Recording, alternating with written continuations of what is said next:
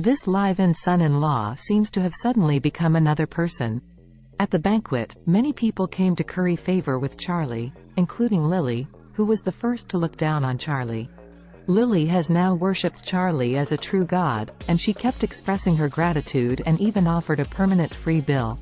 Charlie didn't care about it, he just gave Stephen a face, and it was a little trouble for Stephen. But in the eyes of others, what he did today has been a bit magical. Everyone wants to know what happened to this live-in son-in-law who ate soft rice. Claire was also very curious about what happened today. First, Charlie's BMW 520. Why on earth is it twice as fast as Gerald's BMW 540? Then there was Charlie's ancient painting of hundreds of thousands. Also, why does Charlie know people in Underworld, and the people give him a lot of face? On the way back, Charlie explained to her. He told Claire that this BMW 520 was a test driving car modified by a Ford store. In order to make users mistakenly think that this car is very powerful, he made a little modification. Claire didn't know much about cars, so she believed it silly. As for the ancient paintings, it has been explained before.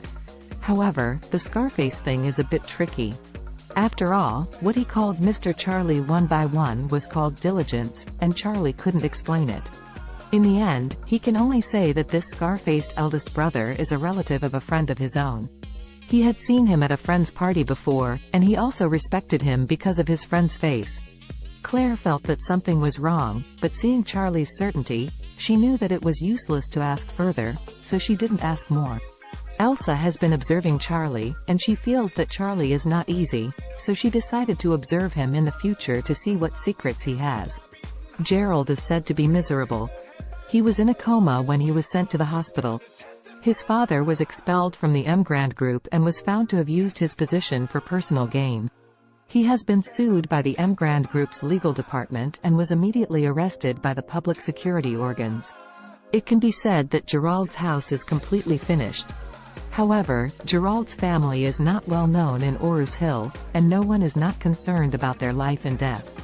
Those who really get everyone's attention are the god-level tycoons and the mysterious big figures who will be in the Shangri-La Hanging Garden. Everyone can't wait to know who he is. Is it the same person? Soon, the time came to the wedding anniversary. Because he told Claire a long time ago that he wanted to give her a surprise, Charlie forced Claire to put on a noble and elegant white evening dress before going out. Claire resignedly agreed, and at the same time he mumbled, "It's just going out for a meal. Why do you have to let me put on such formal clothes? Even if today is our wedding anniversary, it doesn't need to be so grand, right?" Charlie smiled and said, "Today is our 3rd anniversary. Naturally, it will be more formal. I have already booked the place to eat. The arrangements for tonight are guaranteed to satisfy you." He has done a good job of keeping secrets these days, and his wife has not made any doubts about it. Claire smiled lightly, and she was very moved. In the first 2 years of their wedding anniversary, the two spent it at home casually. Although it was not unusual, Charlie at that time even had no money, he would prepare some small gifts for her to please her.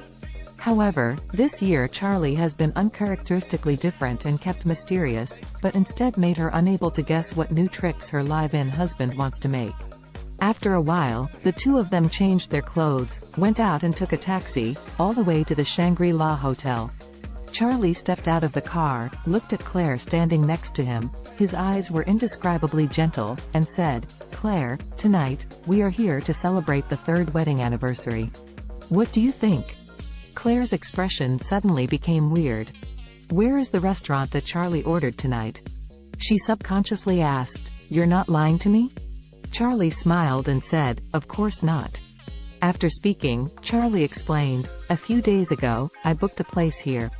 If you don't believe it, let's go in and check the information." Claire shook her head. After 3 years of marriage, Charlie never lied to her, let alone on such an important day as today. Then she said, "No, I believe you." After that, she asked, "You shouldn't have reserved a seat in the Sky Garden, right? Isn't there a big person chartered there today?"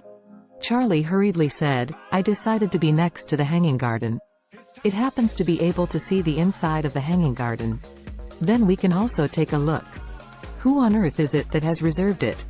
What do you think?